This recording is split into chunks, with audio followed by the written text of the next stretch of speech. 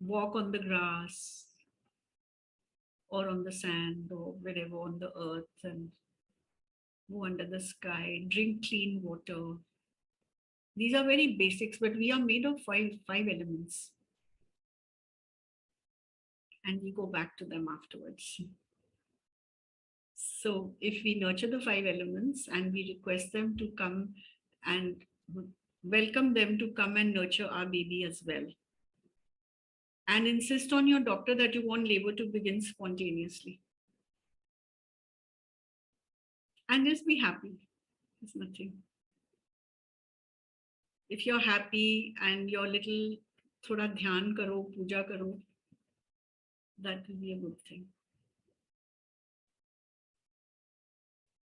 Thank you, ma'am. Thank you. Okay, welcome. Thank you, ma'am.